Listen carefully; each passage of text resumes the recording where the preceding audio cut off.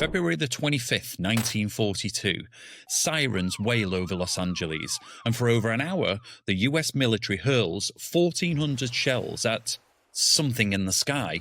There's no wreckage and no explanation. 80 years later, Navy pilots film objects that move faster than anything we can build. They've given them a new name too, UAPs. But here's the thing. What those pilots saw might not be new at all. Could these be the same visitors we've been firing at for nearly a century? To understand the present-day UAP mystery, we have to go back. It's 1942. America is reeling from Pearl Harbor. On the West Coast, the fear of attack was a daily dread. Now that fear became real on February the 23rd, when a Japanese submarine shelled an oil field near Santa Barbara. The entire coast was a powder keg. That spark hit just after 2 a.m. on February the 25th. Army radar detected an unidentified target 120 miles offshore. Minutes later, the sirens began. A citywide blackout plunged LA into darkness. Thousands of air raid wardens scrambled to their posts. This was not a drill. People flooded the streets, looking up, searching for those enemy planes. Around 3 a.m., the anti-aircraft batteries opened fire. For the next hour, the sky was a terrifying spectacle of light and sound. Dozens of searchlights crisscrossed the darkness, all trying to lock onto the target as the 37th Coast Artillery Brigade fired everything they had. Shrapnel from their own military's 1,400 shells rained down on the city. Windows shattered, buildings and cars were peppered with holes, and in the chaos, 5 people died. Not from an enemy, but from heart attacks and traffic accidents caused by the city's panic defense. The city was at war with a ghost in an event that would be nicknamed the Great Los Angeles Air Raid. 3 a.m. Los Angeles. Sirens wail, searchlights slice the sky. The military unleashes 1,400 shells at nothing. Shrapnel rains down, 5 people die, and not a single enemy plane is ever found. In the immediate aftermath, the official story was a mess.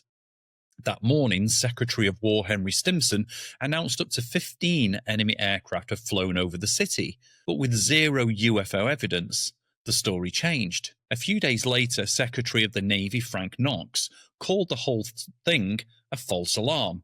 The final government explanation: it was just war nerves. The official theory claimed that jumpy spotters mistook a stray weather balloon for the enemy.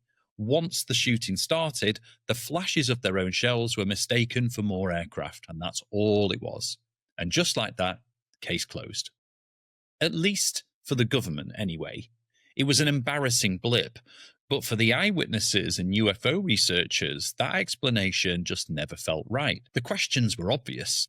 Could one weather balloon trigger such a huge military response? Witnesses swore the object moved against the wind and absorbed direct hits. A balloon just drifts, right? And some reports claim the object was large, solid, and moving at about 200 miles an hour. That isn't a weather balloon. Then there's the famous photograph from the Los Angeles Times. The photo was retouched for contrast, a common practice back then, but it still shows searchlight beams converging on something. That picture does not show a weather balloon. And what about the pilots? Around the same time, Allied pilots in Europe and the Pacific were also reporting strange lights and metallic orbs that they called Foo Fighters. These objects would tail their planes, pull off impossible maneuvers, and then just vanish. The military suspected a secret German weapon until they learned German and Japanese pilots were seeing them too. Were the Foo Fighters and the Battle of Los Angeles objects related? Was this an unknown technology that belonged to no country on Earth? The war nerve story was a neat way to start a long history of government cover-ups. Now, after the Battle of Los Angeles, an official curtain of silence fell. Weather balloon was the final word, and the topic of UFOs was pushed to the fringe. And for decades, the pattern of UFO sightings was the same. A credible witness would report something, and the official explanation was always a misidentified plane, a natural phenomenon, or a weather balloon. Government programs like Project Blue Book were launched, but critics say they were just PR campaigns designed just to debunk UFO reports and calm down the public and not really find the truth. The unspoken message was clear. There's nothing to see here. And so it stayed for nearly 80 years. The Foo Fighters were never explained. The Great Los Angeles Air Raid was never officially revisited. An entire field of inquiry into these unexplained phenomena was declared off limits by official denial. Then, 2017 happened. The New York Times published a bombshell report complete with 3 declassified videos from US Navy fighter jets. The silence was broken, and this new conversation about advanced technology sounded a lot like the old one. The videos, codenamed Fleur, Gimbal, and Go Fast, they were not a hoax. This was hard data from our most sophisticated military hardware, backed by elite pilots struggling to comprehend themselves what they were seeing out there. Now, the Fleur video came from the 2004 USS Nimitz UFO encounter. The carrier group had tracked mysterious objects on radar, and they would appear at altitudes of around 80,000 feet. They'd drop to 20,000 feet. They'd hover, then shoot straight back up. And when Commander David Fravor was sent to investigate, he saw it. It was a smooth, white, 40-foot-long object with no wings or propulsion. He said it looked like a giant tic-tac, hence the name. As he descended, the tic-tac UFO mirrored his movement and then accelerated at an incomprehensible speed. Now, the Gimbal and the Go Fast videos from 2015 showed similarly baffling craft. In Gimbal, an object rotates against the wind. You actually hear the pilot say, "It's a drone, bro. There's a whole fleet of them. My gosh, they're all going against the wind." In Go Fast, an object zips across the water's surface at incredible speed. These were not weather balloons. This wasn't war nerves. This was verified data of objects displaying what experts call the 5 observables, characteristics of alien technology that we can't replicate, basically. It's anti-gravity lift, sudden acceleration, hypersonic speeds, low observability, and transmedium travel. And the release of these videos, which the Pentagon officially declassified, forced the government's hand. For the first time since World War II, the US government was publicly admitted it faced a reality that it couldn't explain. That cracked the long-held UFO taboo. Okay, so we've gone from the black and white chaos of 1942 to high-tech Pentagon UFO videos. The parallels are wild, and if you find this journey into historical mysteries and government secrets fascinating, hit the subscribe button and ring the notification bell. We dive into unexplained events every week, and your support helps us keep asking the big questions.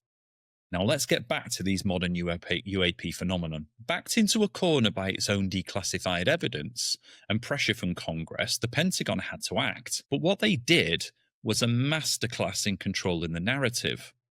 They didn't say it was aliens, but they didn't say it was a weather balloon either. Instead, they created a new office, the All-Domain Anomaly Resolution Office, or AARO, and they gave the mystery a new name, Unidentified Anomalous Phenomena, or UAP for short.